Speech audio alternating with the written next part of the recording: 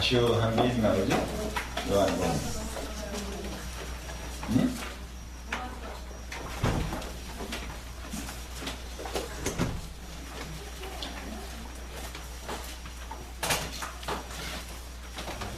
(1절로) (7절까지) 다 같이 한 절씩 교도합니다.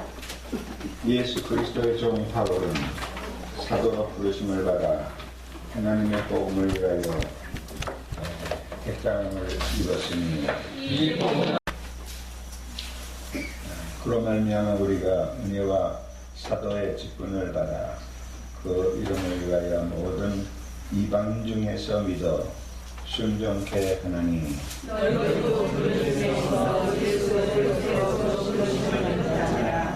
다 같이 로마에서 하나님의 사랑하시고 성도로 오시기로 못하되 하나님의 아버지와 주 예수 그리스도 사랑하며 하나님을 원하노라. 아멘.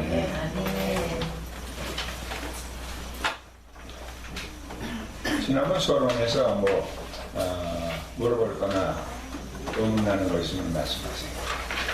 좋은 의견이 있어도 좋습니다.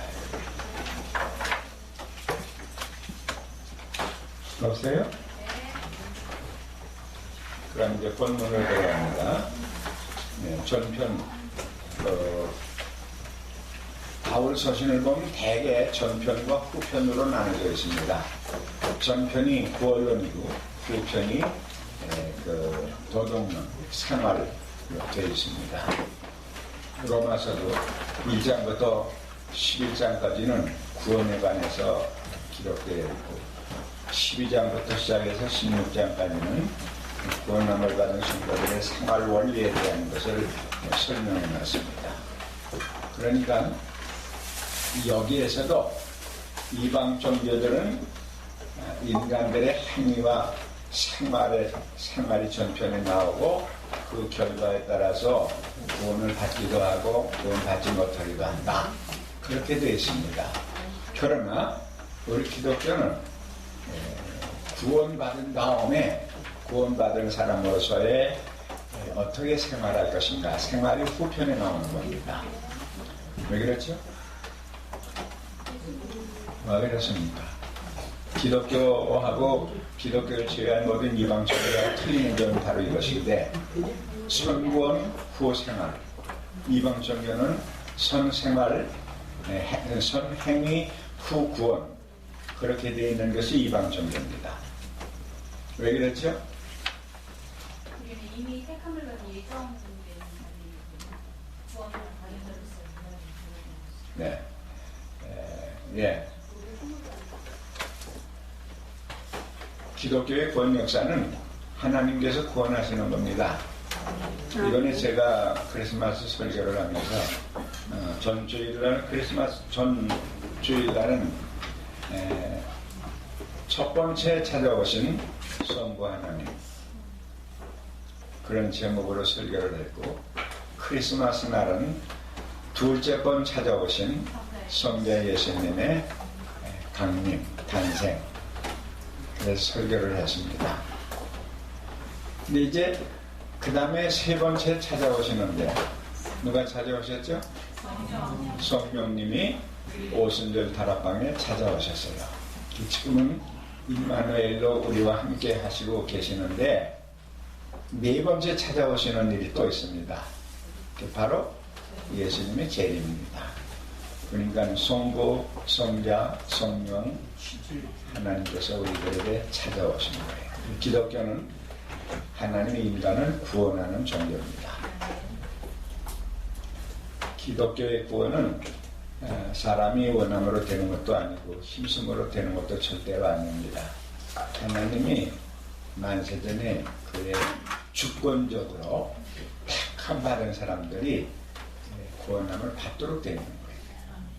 그래서 구원받은 성도들이 당에서 이제 하나님의 자녀와 천국 시민으로서 그 생활을 하도록 되어져 있는 겁니다. 그것이 기독교의 특징이에요. 제가 지난 크리스마스 지나고 난 다음에 또 원고를 교정을 했는데 구원관으로 보는 기독교 원론, 구원관으로 보는 기독교 원론, 그것을 짤막하게 원고를 작성해 놨는데, 문제 학교에서 나간다 그러면은 특강을 하든지 한 학기 교재로 그것을 강의를 하든지 그런 계획을 가지고 있습니다. 바울 사도의 바울을 서신 가운데 예배서도 보면 1장부터 3장까지는 구원론에 대해서 얘기했고 4장부터 6장까지는 생활에 관한 것을 얘기했습니다. 골로새서도 마찬가지예요. 골로새서 전편이 구원이고 후편이 생활로 이렇게 되어져 있는 겁니다. 그래서 본문에 이제 5페이지 보십시다. 교재를 다 준비했죠? 네. 준비하지 못한 분이세요?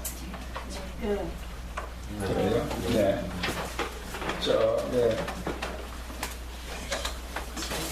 교재를 몇 권이나 했어요? 네? 여유있게 했어요? 네, 10개 했습니다. 10권? 네, 10권 했습니다. 그래요.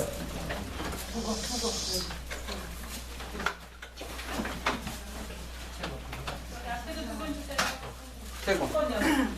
앞에 두 권? 아니, 한 번. 한 권?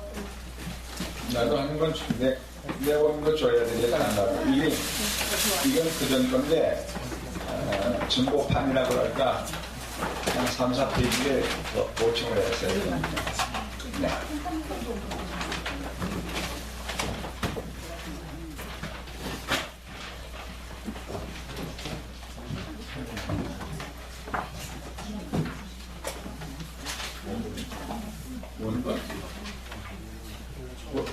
원본 가지고 있어.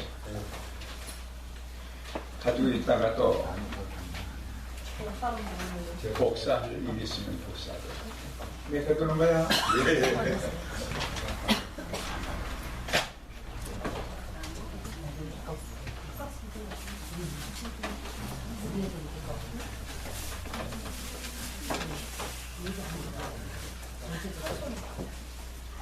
네. 그럼 5페이지 다 찾으세요. 그래서 1장부터 11장까지는 기독교 교리편이다. 교리편이라는 것은 구원론, 구원에 관한 것을 기록한 책이, 기록해놓은 것입니다. 제1부는 1부, 2부, 3부로 또 나눠봤는데 제1부는 인류의 타락과 구원의 필요성, 그래서 1장부터 3장 20절까지입니다. 제1장은 이방인의 죄악과 심판. 첫 번째는 1장 1절로 17절까지 서론입니다. 거기에서 소소지 바울의 자기소개 1절부터 5절까지입니다. 예수 그리스도의 종 바울이라고 했고 사도로 부름을 받은 바울이라고 자기를 그렇게 소개를 합니다. 하나님의 복음을 위해서 택정함을 받은 바울, 자기를 세 가지로 소개를 한 것이죠. 참고서 말할 것은 바울 서신을 보면은 자기 자신이 사도된 거에 대해서 상당히 강조를 많이 합니다. 내가 주 예수 그리스도와 하나님 아버지로부터 택함을 받은 사도로 택함을 받은 사람이라 그것을 강조를 합니다. 이유는 예수님의 제자 가운데 12제자 가운데 바울 사도가 그 반열에 들어가지 못했거든요. 그러니까 바울 사도가 바울이 구약 율법에 대해서나 율법주의에 대해서 그 율법주의를 비판하는 건 아니지만 율법으로 구원하는 것이 아니고 믿음으로 구원하는다고 하면서 또 요한 로마서에 보면은 우리는 율법에 속한 사람이 아니고 은혜 아래에 있는 사람이라. 그래서 유대인들이 바울 사도를 굉장히 미워했습니다. 율법을 폐기하는 바로 반역자다. 그래 유대교에서는 바울 사도를 이방 이단자로까지 규정을 했고, 사도행전을 읽어보면은 중간에 바울 사도를 죽이기 위해서 지나가는 길목에 매복하고 있었던 일도 있었고, 또 바울 사도를 피하지 아니하면 내가 먹지를 않겠다 하는 이런 사람도 있었어요. 바울 사도가 아시아 그 지역을 3번씩이나 전도 여행하면서 고통을 당하고 어려움을 당한 것이 바로 이 율법주의자들에 의해서 고통을 당한 겁니다. 매도맞기도 하고 죽을 뻔하기도 하고. 그리고는 갈라디아 교회는 그 율법 바울 사도가 가서 믿음으로 구원받는다고 하는 것을 얘기를 해서 믿음으로 구원받는다고 하는 확신을 가지고 있었는데, 바울이 떠나고 난 다음에 또 유대주의자들이 와가지고 바울 사도는 사도가 아니다 그러면서 바울 사도의 사도직을 부인해 버렸어요. 그래서 바울이 제일 신경 쓴 것은 나는 하나님 아버지와 주 예수 그리스도로 통해서 세움을 받은 사도다. 그것을 강조하는 것이 거기에 있는 겁니다. 그래 이제 바울 사도는 자기를 조건에 예수 그리스도의 좀 사도로 부름을 받은 좀 하나님의 복음을 위해서 택감을 받은 거 그렇게 되어 있죠. 주 예수 그리스도의 종 사도로 부르심을 받은 종 하나님의 복음을 위해 택정함을 이룬 종입니다. 그리고 이제 복음을 위해서 택정함을 받았다고 그랬는데 복음에 대한 것을 2절에 설명을 해놨어요. 복음은 2절 봅시다. 이 복음은 하나님의 선지자들로 말미암아 그의 아들에 관하여 성경에 미리 약속하신 것이다. 복음이라는 것이 돌발적으로 나온 거 아닙니다. 돌발적으로 나온 것이 아니고 일찍이 구약 선지자들을 통해서 이 복음에 대한 것이 설명이 되어 있어요. 그럼 구약에 이미 복음을 설명해 놨다고 그러는데 이 복음은 무엇이죠 그럼? 구약은 뭐를 설명해 놓은 거예요? 오실 예수님이지. 그러니까 여기에 복음의 배경 그래가지고 첫째로 선지자들을 통해서 복음이 설명된 거예요. 다시 말하면은 선지자들을 통해서 예수 그리스도가 설명이 된 겁니다. 여러분 복음이 뭐냐? 복음이 예수요. 예수님이 복음입니다. 잘 아세요. 복음이 예수님이고 예수님이 복음이에요. 근데 거기에 설명을 붙이자면 어떠한 예수님? 우리를 위해서 십자가에 달려 죽으사 우리의 죄를 속량하신 예수님. 바로 그분이 복음 그 자체가 되는 겁니다. 그래서 여기 선지자들로 통해서 설명이 되어졌다 하는 것은 예수 그리스도에 대한 예언이 창세로부터 말라기까지 수없이 설명이 되어졌기 때문에 그래서 선지자들을 통해서 복음이 설명됐다. 그 다음에 성경에 미리 약속하는 것이다. 복음은 미리 성경에 약속된 겁니다. 어제 예수님이 탄생하신 날인데 예수님이 탄생하신 것은 돌발적으로 어떤 때가 되면 예수님이 나타난 게 아니고 자그마치 4,000년 전에 예언이 되어 있었어요. 4,000년 전에 누구를 통해서 그 복음이 약속이 되어졌는가? 누구죠? 4,000년 전에 창세기 3장 15절 15절에 예. 창세기 3장 15절에 하나님 아버지께서 찾아오셔서 거기에 복음을 이미 선포해 놓으셨어요. 창세기 3장 15절 보면요 거기에 여러 가지가 나옵니다.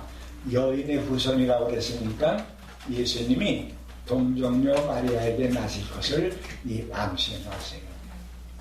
예수님의 발꿈치를 상하겠다고 하는 것은 예수님이 십자가에 달려 죽으실 것을 거기에 암시해 놨습니다. 그러니까 그 복음이 최초 복음이 창세기 3장 15절 원시 복음이라고 해서 벌써 설명이 되어져 있는 것입니다. 그 다음에 복음의 내용은 무엇인가? 3절로 4절 봅시다. 복음의 내용. 그럼 여기에 복음의 내용이라는 것은 누구를 말하는 거죠? 예수 그리스도에 대한 내용, 예수 그리스도에 관한 것을 말하는 것이야. 3절 4절 보십시다. 3절에 보면은 2절에 이 복음은 하나님이 선지자들로 말미암아 그 아들에 관하여 성경에 미리 약속한 것이라. 복음에 대해서. 그럼 복음의 내용인 그 아들은 말이요, 이 아들로 말할 것 같으면은 육신으로는 다윗의 혈통에서 나셨고 성결의 영으로는 죽음 가운데서 부활하신 능력으로 하나님의 아들로 인정되었으니 곧 우리 주 예수 그리스도십니다. 그래서 복음의 내용을 설명했습니다. 첫째는 뭐죠? 육신으로 다윗의 혈통으로 났어요. 그냥 나신 것이 아니에요. 다윗의 혈통으로 나실 것을 예언했는데 그대로 다윗의 혈통으로 나셨어요. 성결의 영으로는 죽은 자 가운데서 부활하시고, 여기 성결의 영은 성령을 따라 이렇게 해석이 되어졌습니다. 그리고 하나님의 아들로 인정된 그리스도, 바로 이것이 복음의 내용입니다. 거기 좀 보십시다. 본절에 있는 성결에 해당되는 헬라어 하기오스네는 성령을 묘사할 때 사용되지 않고 형용사인 하기오스, 거룩한 그런 단어를 사용을 했습니다. 그래서 본 구절은 성령으로 잉태되어서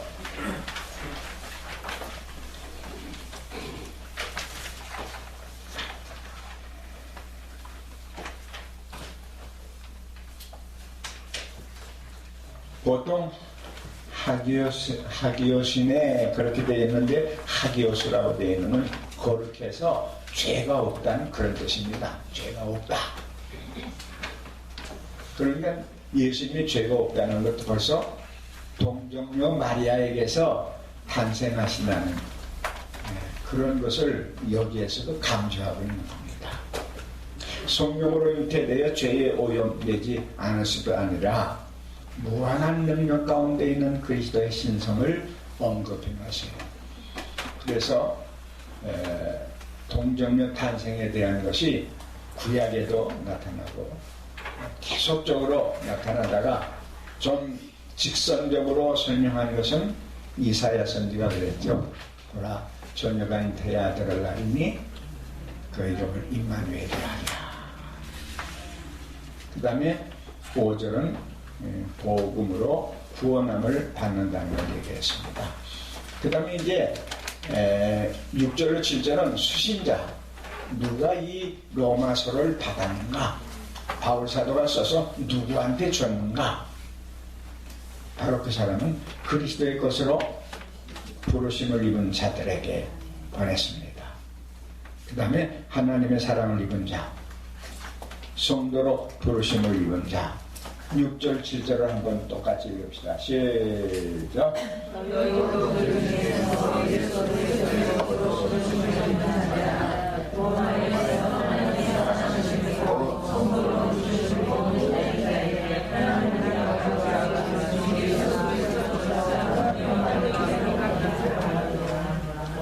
거기에 그대로 설명이 되어 있죠? 써 있죠?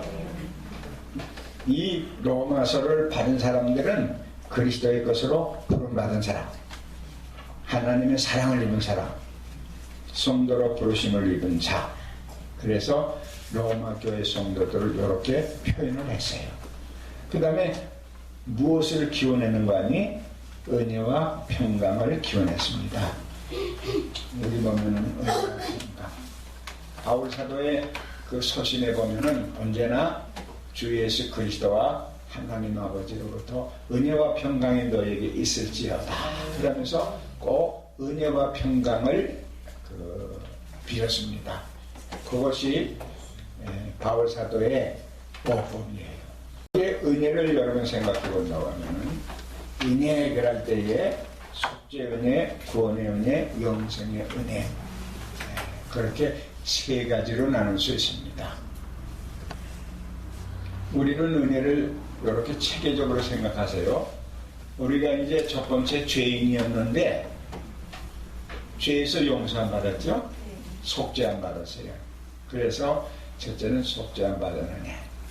두 번째는 우리가 죄 용서만 받았다고 하면은 또 죄질 수가 있고 또 타락할 수가 있는 거라. 그래서 아예 구원해 준 겁니다. 아예 구원해 준 거. 그 다음에는 영원히 사는 영생. 이 세 가지를 말할 수 있습니다.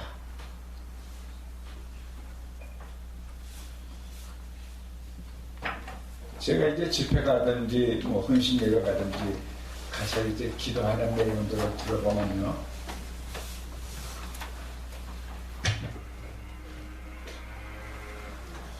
기도할 때 그렇게 합니다. 하나님 아버지 근본의 귀한 성회를 주셨사오니 감사합니다.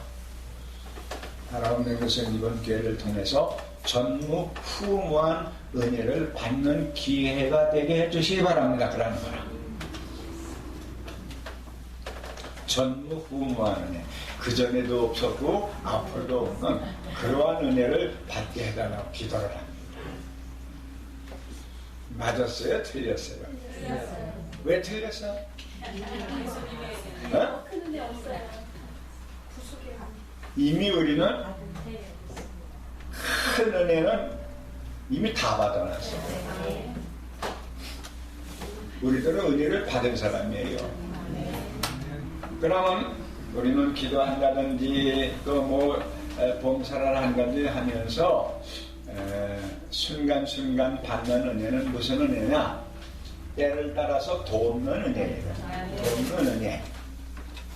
좀 표현이 하나님 앞에 죄송스럽지만은 부스러기 은혜라. 부스러기 은혜.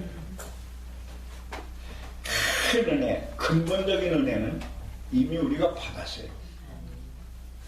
그 은혜 가운데 가장 큰 것이 우리들의 지은 죄 용서함 받은 거 아닙니까? 집회 가보면은 가끔가다 그런 분들이 있습니다. 목사님에게 고백할 죄가 있습니다. 그래서 이것도 잘못된 사람이 하나 여기도 있구나. 뭐냐? 이따 내 방으로 오라고. 담임 목사님하고 둘이 기다리게 오너라 하는데, 아유, 우리 목사님 말고요. 담임 목사님만 그러지. 그러면 안 한다. 혼자는 면회를 안 한다. 그 다음날 이제 아침 먹으면서 담임 목사한테 그 집사 한 분이 뭐 제일 회개할 거 있어. 그러면서 만나자고 하는데 그 집사가 어떻게 생긴 사람이에요? 아무리 집사라고. 그 사람은 돈 가서 오기만 하면은 지난날에 지은 죄를 회개한대요. 회개를 했으면은 요한일서 1장 8절 9절에 보면 뭐라고 했어요? 만일 우리가 우리의 죄를 자백하면은 저는 믿고 보로사 우리의 죄를 사유하시고 모든 불의의 소리를 깨끗하게 하셨느냐 그랬거든. 회개하고 난 다음에는 믿어야 되는 거예요. 우리가 이제 잘 들어요. 구원도 믿고 난 다음에는 받았다는 걸 믿어야 되는 거 아니야? 뭐 어떤 사람이 여기에 그런 사람이 있어? 여러분이 회개하고 구원 얻고 난 다음에 너 구원 아무래도 받았다 그런 음성 들은 사람이 있나? 어? 있어 없어? 있어요? 없어요? 예. 우리가 이제 믿고 난 다음에는 그 백부장의 믿음과 같이 말이에요. 내 믿음이 내 하인의 그 병 고침 받았느니라 가거라 그럴 때 아멘하고 돌아가는 것과 같이 우리가 믿고 난 다음에는 구원학을 받은 것을 믿는 거죠. 무슨 음성 듣는 것도 아니고 무슨 뭐 이상한 내게 그 표정이 나타나는 거 아니에요. 그렇죠? 그와 마찬가지로 우리가 중심에서 회개를 했다고 하면은 그 순간에 용서함 받은 걸 믿어야 됩니다.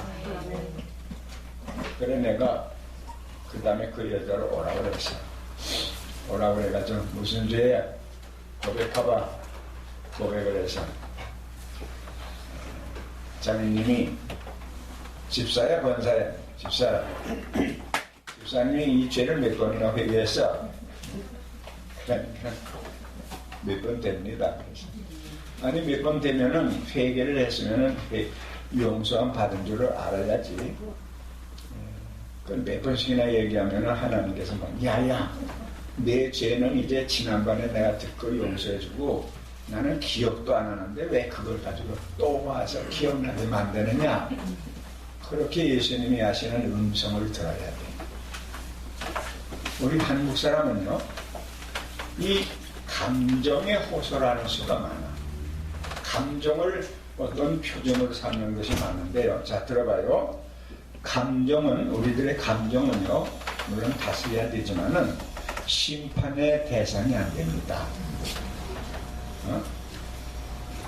자 내가 이때 어떤 여자를 보고 음란한 생각이 들어갔다고 합시다. 그건 순간적인 감정이거든. 그런 것은 인간들의 감정이 수시로 우리 눈을 통해서 들어와가지고 느끼도록 돼 있는 거기 때문에 그거는 그 심판의 대상이 되어지지를 않는 겁니다. 우리의 의지, 우리의 지성, 거기와 곁들인 감정은 심판의 대상이 될 수가 있는 거죠. 그러니까 우리는요 회개를 하고 난 다음에는 어떤 사람은 믿습니다 하고 난 다음에 두 번 다시 생각지 않는데 그게 알짜 믿음인데 어떤 사람은 회개를 하려는 했는데 마음이 시원하지 않는 거라. 마음이 시원하고 마음이 기뻐야 될 텐데 기쁘지를 않으니까 하나님이 내 죄를 용서하지 않았나 보다. 내가 회개를 잘못했기 때문에 하나님이 용서해 주지 않았나 보다. 그래가지고 의심을 하는 거예요. 믿음으로 믿습니다 하고서 구원함을 받은 것과 같이 회개하고 난 다음에는 아까 얘기한 대로 요한에서 1장 8절 9절에 있는 말씀대로 믿는 거예요. 근데 자기 감정이 시원하지 않고 그러니까 용서함 받지 못한 것까지 같이 의심을 하는 거야. 그건 잘못된 거예요.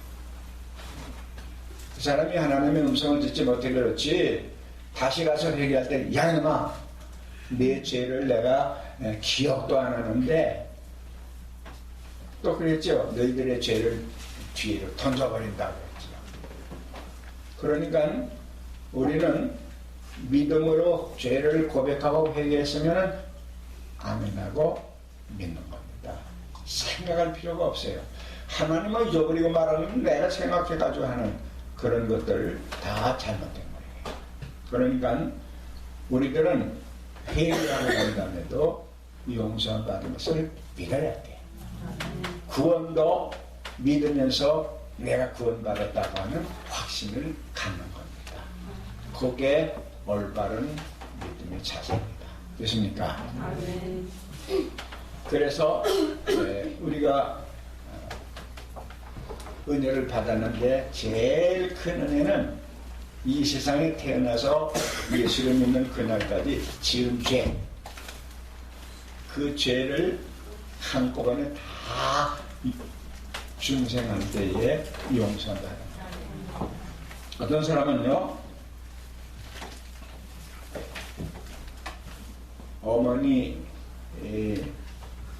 갓난아기 때 어머니 젖꼭지 물은 거와 그 할킨 거로부터 시작해서 회개를 한다고 그러는데 그런 사람도 있어요. 한 이틀, 3일 동안 그렇게 마치 다 머릿속에 떠올라가지고 회개를 다. 그 사람은 철저하게 회개했다고 하면서 또 그걸 자랑하네. 그것도 성령의 역사로 죄를 깨닫게 하고 기억나게 해서 회개하는 거니까 감사해야 될 텐데 자기는 특별히 지난 날의 죄를 낱낱이 고백해서 용서받았다 그러면서 자랑하는데 나는 그렇게까지 못했거든. 여기 그렇게 회개하고 예수 믿는 사람이 있나? 없죠? 네. 우리는 이미 죄와 허물로 죽었던 사람입니다. 그죠? 예수 믿기 전에는. 네? 예수 믿기 전에 내가 타고 다니던 차는 무슨 차라고 그랬나? 영구차. 왜? 예수 믿기 전에 난 좋은 사람이기 때문에 내가 타고 다니는 차는 영구차였어. 그래 지금 생생하게 살았거든? 그러니까 우리가 예수를 믿음으로 중생했을 때 지난 날의 죄는 다 용서 안 받는 거예요. 속죄 안 받는 겁니다. 그러기에 낱낱이 고백함으로 용서 안 받는 사람이나 예수를 믿음으로 말미암아 믿는 그 순간에 지난 날의 죄 다 용서 안 받거나 똑같은 거예요. 그러나 중생하고 난 다음에 범죄한 죄는 낱낱이 솔직하게 고백을 하고 참회하고 회개할 때 용서 받도록 되어져 있는 겁니다. 그러니까 속죄은혜 공자는 뭐라고 그랬는가니 획죄어천이면 무소도야라 그런 말씀. 획죄어천 얻을 획자라 이게. 다시 말하면 하나님 앞에 죄를 범한 사람은 사함받을 길이 없다고 했어요. 그러니까 아마 공자는 일평생 양심의 가책을 받아가면서 살다가 죽었을 거예요. 왜? 그 사람이 인간이기 때문에 죄에 졌을 거 아니에요. 근데 하나님 앞에 지은 죄에 대해서는 용서받을 길이 없다고 그래놨으니 그는 아마 죽을 때도 불안과 공포 속에서 죽었을 거라.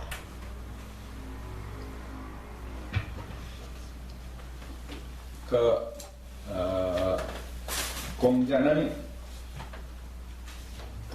도덕적으로 위대한 사람이지만 우리보다 한 차원 낮은 사람입니다. 우리가 한 차원 높은 사람이야. 지은 죄 우리는 하나님 앞에 고백함으로 용서받을 수 있는 길을 알고 있는 사람들이기 때문에 그래서 이 내용이 너무 길어졌는데 우리는 지난 날의 죄 다 용서함을 받은 사람들입니다. 그렇습니까? 제가 이제 책을 하나 썼는데 거기에 그런 말을 해놨어요. 우리가 지은 죄라는 건 인간이 스스로 자기를 고행을 할지라도 우리들의 지은 죄는 없어질 수가 없어요. 심지어 내가 내 몸을 불사르게 내줄지라도 나는 불타 없어질지언정 내가 지은 죄는 내 영혼을 끈질기게 따라다니면서 지옥으로 인도하는 겁니다. 그러니까 죄라고 하는 것은 인간이 범죄하기는 쉽지만은 내 스스로 그 죄를 물리칠 수 있거나 없이 할 수는 절대로 없는 겁니다. 그런 무시무시한 죄 용서받았어요. 그러니까 여러분이요 기도할 때에 뭐 새로운 은혜 받으려고 그러지 말고 이미 받은 은혜가 너무나도 큰 은혜를 받았어. 지난날에 대해 다 용서한 받은 겁니다. 우리를 정죄할 사람이 없습니다. 대적할 사람이 없어요. 송사할 사람이 없어요. 그러니까 우리는 속죄 은혜 큰 은혜 받은 것을 감사하세요.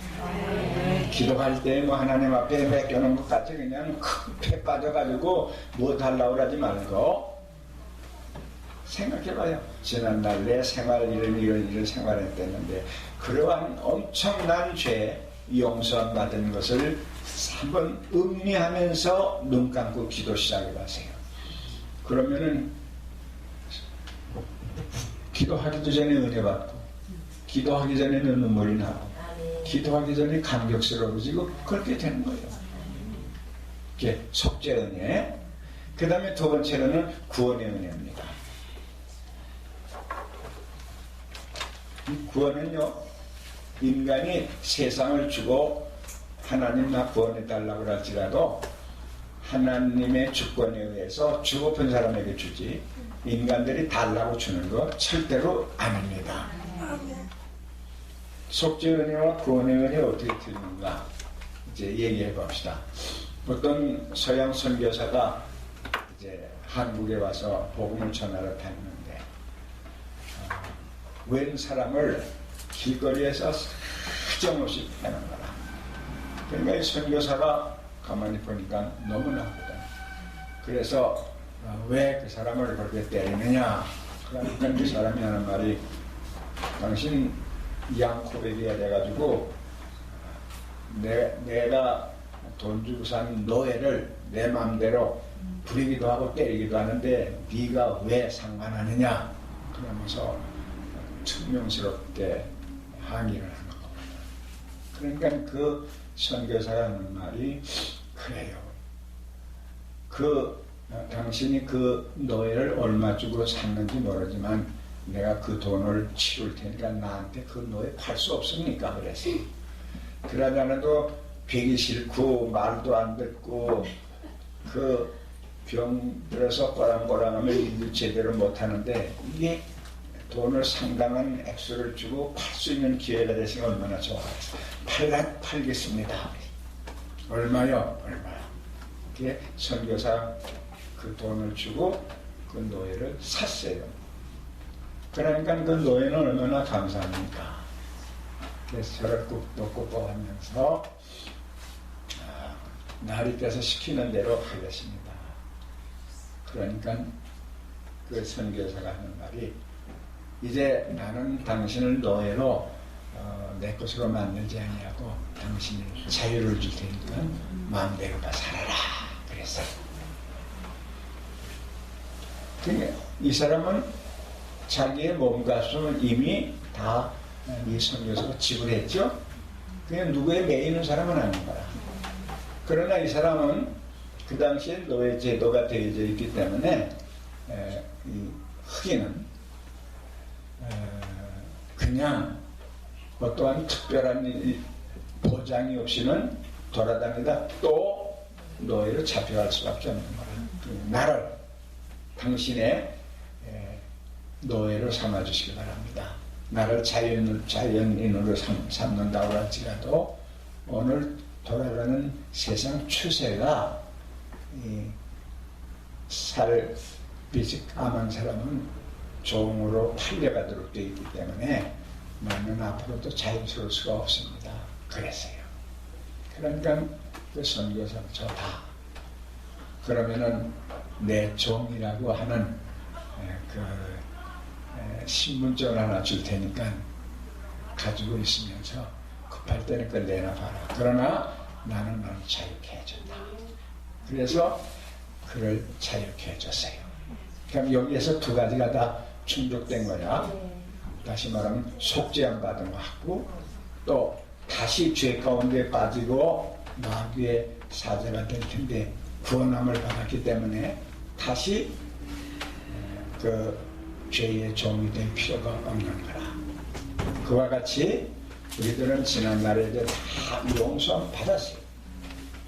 그러나 우리가 구원받지 못하고 있다면 여전히 마귀에게 농락을 당하며 살아갈 수밖에 없는 거예요. 구원해 준 겁니다. 하나님의 자녀로 구원해 줬어요. 그것이 구원이에요. 그리고 구원함을 받고 자유함을 받았는데 말이에요. 100년이고 200년이고 1000년이고 살다가 죽어버리면 그만 아니야? 영원히 사는 영생을 줬어요. 그래서 우리는 영원히 죽지 않는 겁니다. 요한복음 11장 25절에 보면은 나는 부활의 생명이니 나를 믿는 자는 죽어도 살겠고 살아서 믿는 사람은 영원히 죽지 아니하리라 그랬지? 죽어도 산다는 것은 우리 육신을 가진 사람들, 예수 믿는 사람들, 육신을 가지고 있기 때문에 언제나 죽었다가 예수님 재림하실 때 다시 사는 겁니다. 그러나 살아서 믿는 사람은 영원히 죽지 않는다 그랬는데, 살아서 믿는다는 건 무엇입니까? 그거는 물어봅시다. 중생할 때 우리가 무엇을 받죠? 중생할 때 첫째는 성령을 받죠? 무차 얘기했는데 도대체 중생할 때 뭐 받았는지도 몰라? 성령 받았지. 그러니까 임마누엘이지. 또 하나님의 자녀가 똑똑히 얘기를 해. 내가 알아듣지. 하나님의 자녀가 되었다는 하나님의 자녀가 되어서 믿음. 어? 믿음. 아이고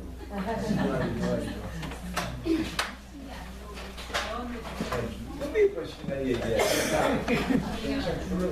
중생한테 우리 시인 받았지 우리? 나는 중생은 새로 태어나는 거야. 중생한테 첫째로는 뭘 얻는 거 아니?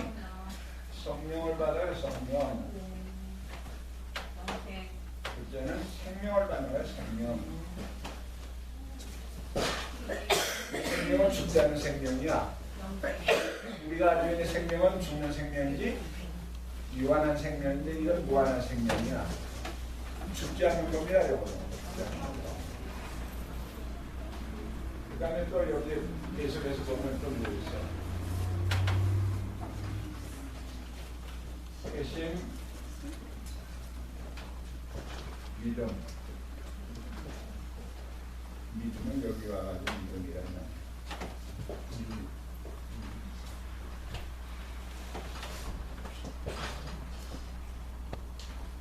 생명을 가진 거예요. 그러니까 여러분들은요 생명이 두 개입니다. 어? 나도 생명을 둘 가지고 있어요.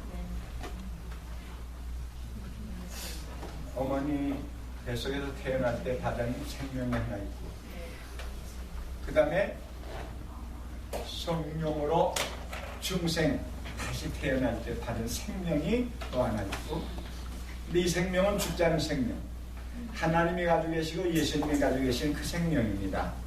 그러니까 여러분들은 생명을 두 가지를 가지고 있어요. 두 개의 생명 가지고 있어요. 그러니까 언젠가는 여러분이 죽어. 그거는 육신의 생명이야. 그러나 죽지 않는 생명은 여러분이 영원히 죽지 않는 생명을 가지고 있어요. 다 같이 따라서 나는 영생에 들어갔다. 영생에 들어갔다. 영생에 들어갔으면 거기에 살아서 믿는 사람은 그거나 마찬가지예요. 살아서 믿는 사람은, 영생하는 사람은 영원히 죽지 않는 겁니다. 그래서 믿음의 선진들 중에 죽음을 앞두고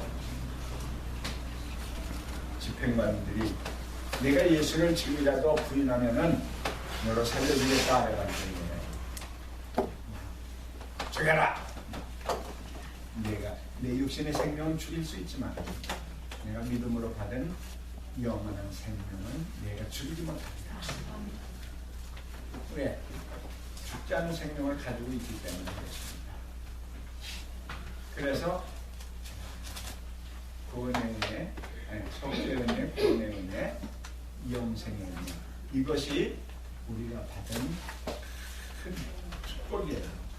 그거 알아야 돼. 그러니까 여러분이 기도할 때도요, 그냥 기도하지 말고 속죄의 은혜, 죄 용서해 주신 은혜 감사합니다. 또 우리를 구원하사 하나님의 자녀로 삼아주신 것 감사합니다. 영원히 죽지 아니하고 영생하게 하심을 감사합니다. 이렇게 은혜, 세 가지 큰 은혜를 항상 기억하시기를 바랍니다. 이 세 가지 은혜를 받았기 때문에 우리가 뭐 집회를 한다든지 뭘 해가지고 받는 은혜는 그때그때 때를 따라 필요한 것을 받는 은혜지, 근본적인 큰 은혜는 다 다른 것입니다. 그래서 우리 바울 사도가 얘기하는 거예요. 항상 기뻐할 수가 있고 쉬지 아니하고 기도하고 범사에 감사할 수가 있는 겁니다. 그래서 감사할 수 있는 거예요. 그래서 기뻐할 수 있는 겁니다. 근데 이거는요 누가 뺏어갈 수가 없어. 지우개로 지우면은 없어지는 것과 같은 그런 것이 아니에요. 지워지지 않는 겁니다. 없어지지 않는 겁니다. 무효가 되지 않는 겁니다. 요한복음 다 배우면서 이제 8장에 가서 4가지 전무 우리에게 보장되는 4가지 오늘 가가지고서 뭔가 한번 책을 읽어보시기 바랍니다.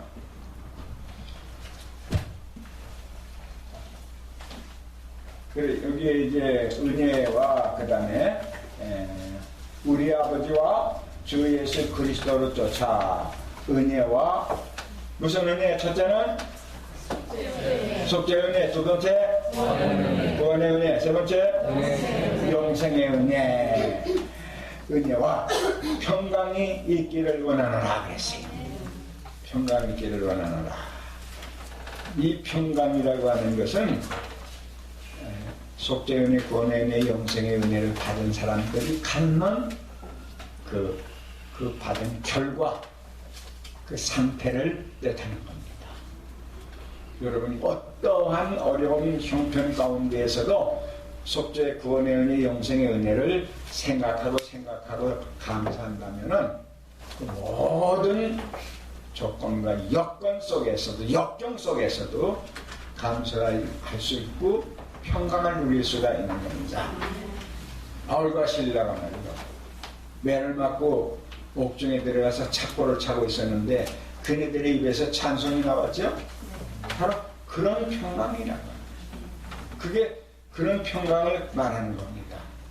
지금 채찍에 맞아서 덩어리에 채찍 자국이 있고 또 상처가 있고 피가 나고 쓰리고 애린데도 불구하고 그 가운데서 찬송할 수 있었던 것은 속죄 은혜, 구원의 은혜, 영생의 은혜. 이것이 전애들에게 보장이 되어 있기 때문에 기뻐할 수밖에 없는 거예요. 바울과 실라, 야, 주님이 나를 위해 십자가에 달려 고난당하시고 죽으셨는데 나도 이제 복음을 위해서 매를 맞을 수 있게 됐으니 얼마나 기쁜가, 감사합니다. 하늘의 상급이 크도다 그러면서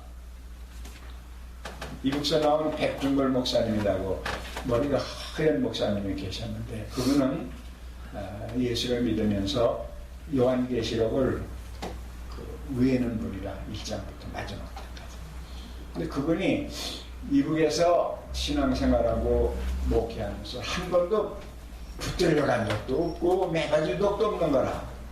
그러니까 항상 기도할 때 하나님 다른 목사님들은 잡혀가기도 하고 매맞기도 하고 그러는데 나는 주님의 이름으로 매도 한번 맞아보지 못하고 이러니 난 가짜배기 아닙니까? 그러면서 매맞기를 소원하고 붙들려가기를 소원하고 있었어.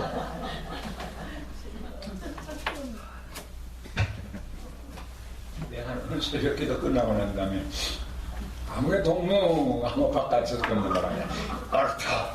이제 난 매맞을 수 있는 기회가 왔구나. 그래 이제 기뻐했어. 끌려간 거야.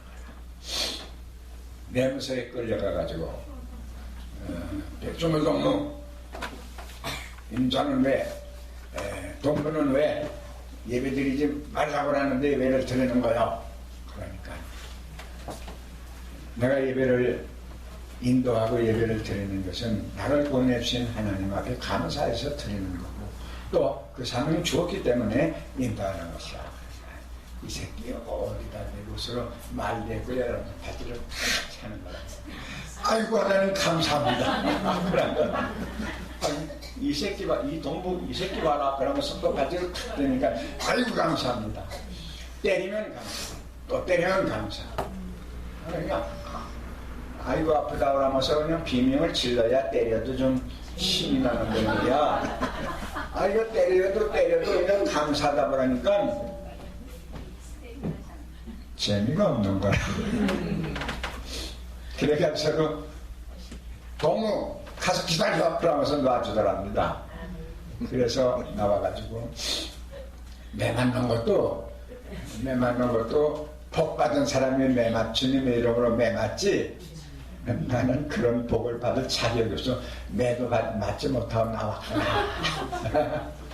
그래가지고 식구들과 함께 남쪽으로 내려오자 그래서 피난 나와가지고 목회하시는 그 목사님을 만나본 적이 있는데, 구원의 은혜, 속죄의 은혜, 영생의 은혜를 받았기 때문에 그 평강이 있는 거예요. 매를 맞을 때 왜 육신이 왜 안 아프겠습니까? 그러나 영적인 평강은 그런 아픔 속에서 감사할 수가 있고, 아픔 속에서 찬송할 수가 있어. 바울사도의 찬송은 그거는 가식이 아니에요. 이렇게 찬송해야만이 내가 이 가운데서 이길 수 있다, 그게 아니야. 매 맞고 옥고를 치는 그 자체가 감사한 거예요. 왜? 속죄의 은혜, 구원의 은혜, 영생의 은혜가 내 속에 충만하기 때문에. 바울사도가 데살로니가전서 5장 16절, 17절, 18절에 있는 것 같이 항상 기뻐하라, 쉬지 말고 기도하라, 범사에 감사하라. 이것이 우리들에게 이루어져야 돼. 이것이 지속돼야 돼. 그것이 임마누엘의 상태입니다. 임마누엘이 다야 임마누엘이지. 근데 임마누엘을 감지하지 못하고 있기 때문에 내 속에 계시는 성령님과 대화가 이루어져야 돼. 그래서 항상 확인하고 대화하고 그런 가운데 있으면은 항상 기뻐할 수 있고, 쉬지 않아 기도하게 되고 범사에 감사할 수 있는 겁니다. 그 다음에 이제 8절부터 15절까지는 바울의 감사와 기원이 나옵니다. 그러면 첫째로 8절을 보십시다. 8절 누가 읽어요? 첫째, 내가 예수 그리스도로 말미암아 너희 모든 사람을 인하여 내 하나님께 감사함은 너희 믿음이 온 세상에 전파됨이로다. 예, 이 바울 사도의 감사라고 하는 건요, 뭐 돈을 많이 줘서 감사하다, 건강해서 감사하다, 그런 게 아니고 로마 교회 성도들의 믿음이 대단하다 하는 것이 온 세계에 퍼졌어. 그러니까 로마 교회 성도들의 그 믿음을 보았을 때 너무너무나 감사한 거라. 그래서 이런 감사를 드린 겁니다. 그 다음에 두 번째로는 이제 기원입니다. 기원. 소원이 그에게 있었어요. 11절 다 같이 읽읍시다. 시작.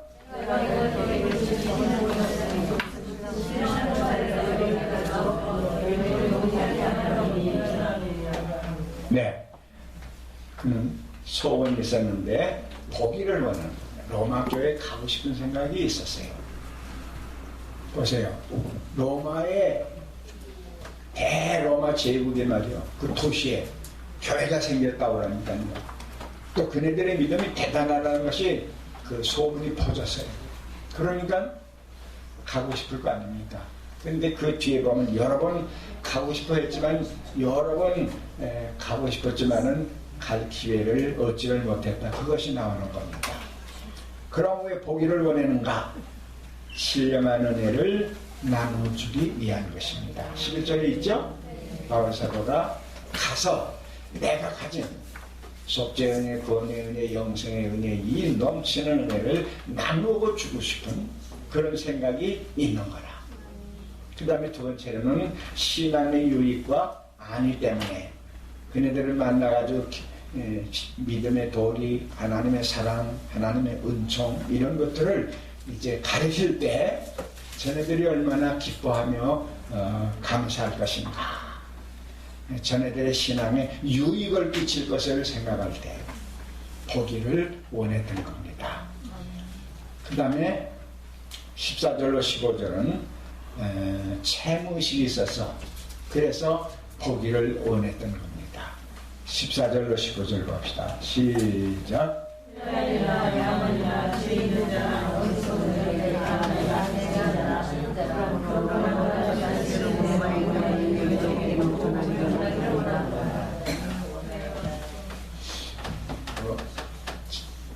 읽고 자기만 알으면 되겠지.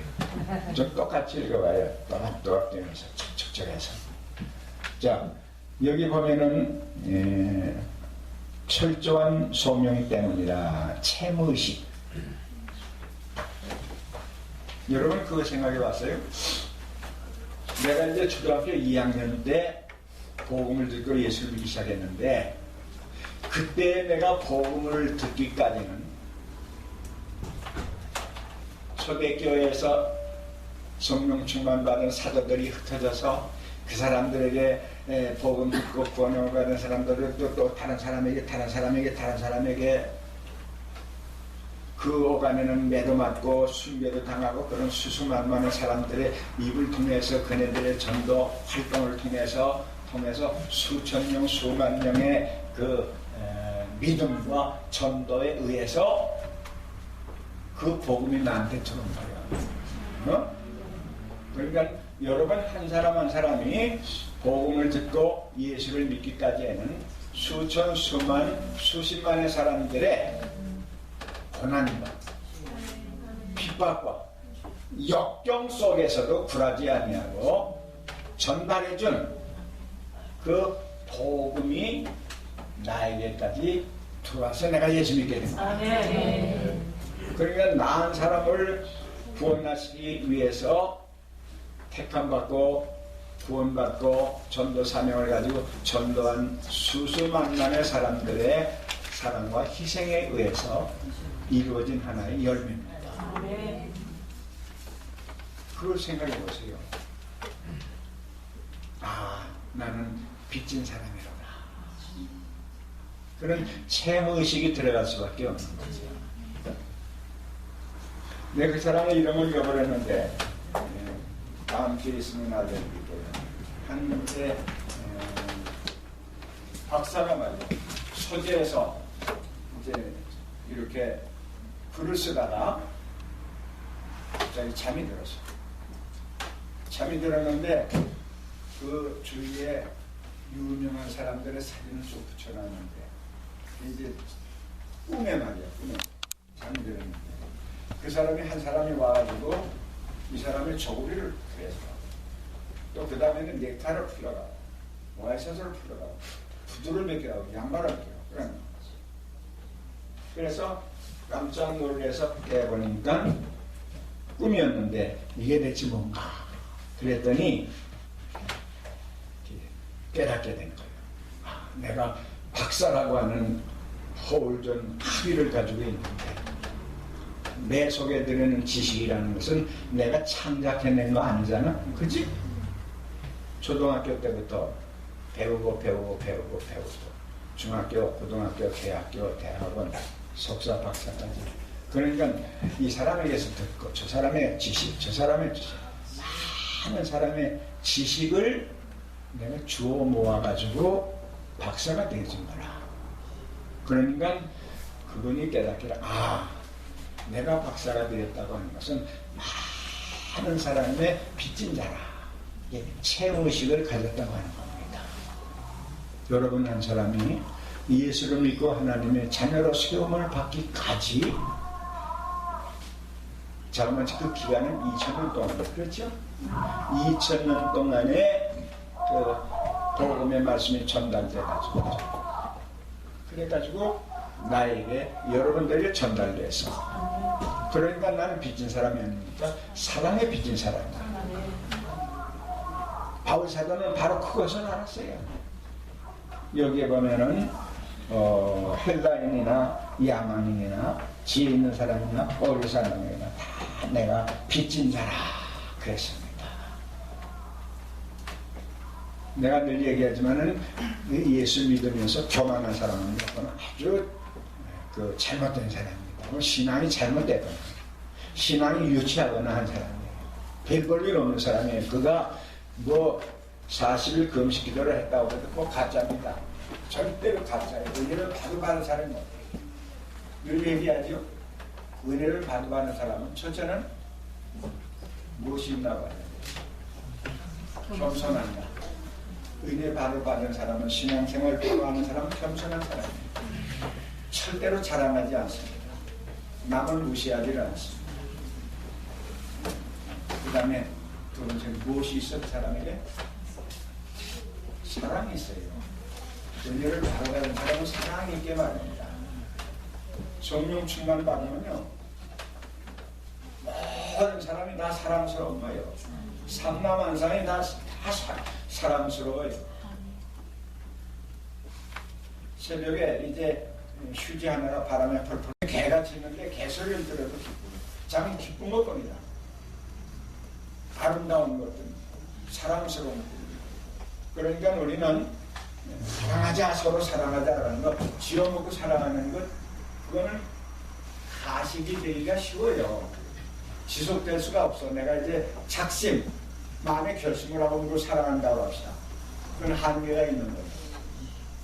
우리 속에 성령님이 계실 때에 사랑이 나오는데 그 사랑은 모든 조건과 형편을 초월해서 시간을 초월해서 사랑할 수가 있는 것이죠. 그래서 우리는 누구에게나 빚진 사람이라고 하는 그런 채무의식을 가지고 말씀 전하는 일이 내 속에서 우러날 수 있어야만이 되는 겁니다. 그리고 나는 항상 빚진 자다. 항상 빚진 자다. 사실 크리스마스 당해가지고요. 제가 어저께 설교 일부 중에 그 내용은 그렇습니다. 예수님, 아기 예수님이 땅 오셨는데 불구하고 오셨어요. 불구하고. 인간들은 다 죄인인데도 불구하고 우리를 찾아오셨어요. 로마서 5장 8절에 있죠. 10절에 보면 하나님과 원수가 되어 있는데 우리가 원수인데도 불구하고 우리를 찾아오셨어요. 요한복음 1장 12절입니까? 영접지 아니하는데도 예수님이 찾아오셨어요. 아기 예수님을 잡아 죽이려고 그랬죠? 잡아 죽이려고 하는데도 불구하고 찾아오셨어요.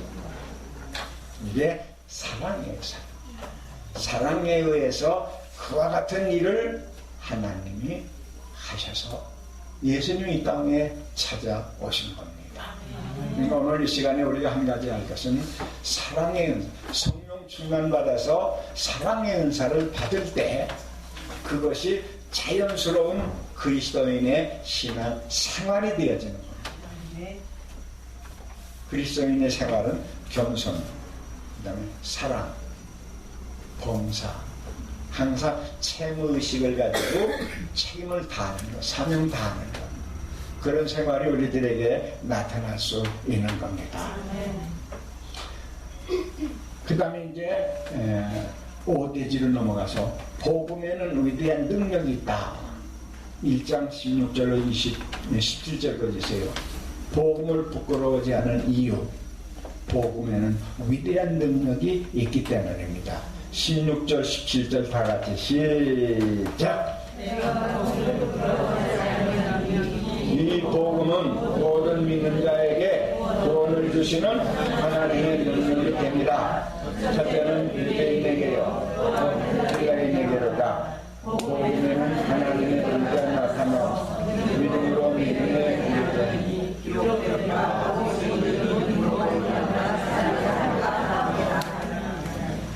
17절 똑같이 천천히 또박또박 뛰면서 똑같이 읽어서 시작! 복음에는 하나님의 의가 나타나서 하나님 복된 바 오직 의는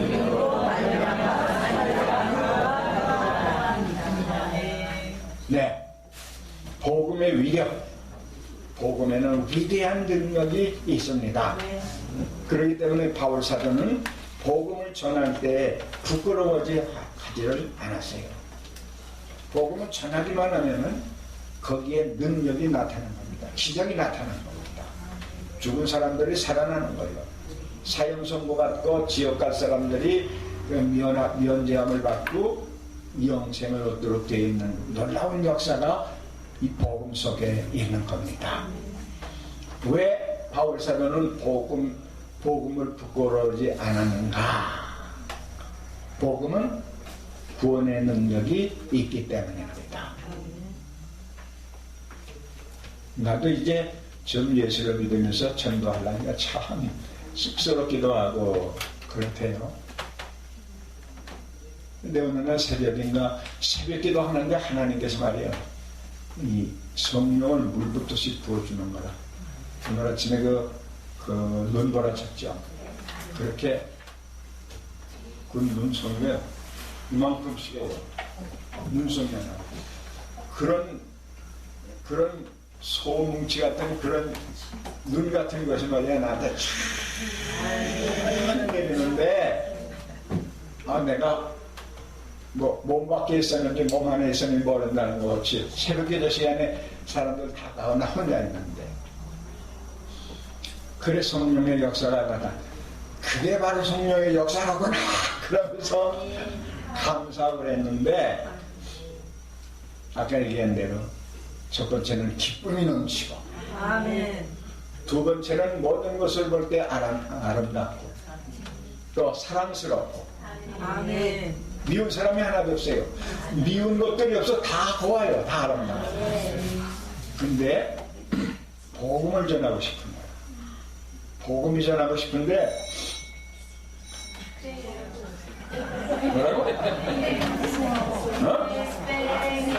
땡 쳤어요. 네. 다음에 얘기를 하십시다. 기도합니다. 방학을 맞이해서 교회에서 사사로운 일을 많이 해야 될 그런 입장인데 불구하고 이 학교에 와서 말씀을 배울 수 있도록 은혜 베풀어 주신 것을 감사합니다. 부족한 종이 주의 말씀을 전했습니다. 설명이 부족했을지라도 성령께서 우리 학우들 말씀 한마디 한마디 깨닫게 하옵소서, 은혜롭게 하옵소서, 감사하게 하옵소서, 충성하게 하옵소서. 예수님의 이름으로 기도합니다.